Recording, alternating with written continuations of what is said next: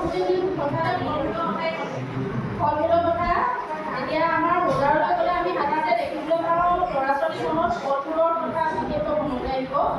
ফল-মূলৰো বিভিন্ন যিহেতু নাম শুনিলে ধৰক আম, আপেল, আঙুৰ এনেকৈ বিভিন্ন ধৰণৰ ফল-মূল আৰু সেই ফল-মূলৰ বিভিন্ন ভাগ আছে যেনে মিঠা ফল, টেঙা ফল, লেগুৰীয়া ফল, বহুমূলীয়া ফল ঠিক তেনেধৰণে।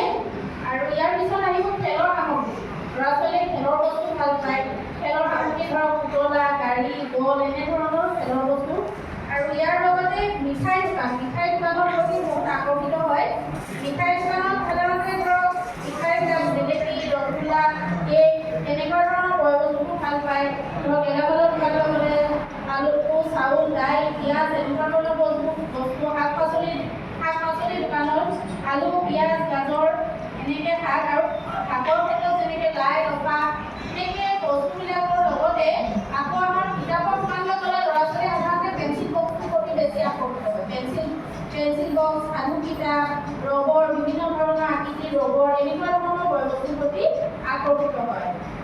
ইয়াত আমি এতিয়া তেওঁলোকক ডাঙৰ তলত এই সকলোবিলাক বজাৰৰ ওপৰত এইখিনি আমাক দিয়াৰ পিছত আমি সৰু তলত তেওঁলোকক এইবিলাক বৰ্গীকৰণ কৰিবলৈ দিয়া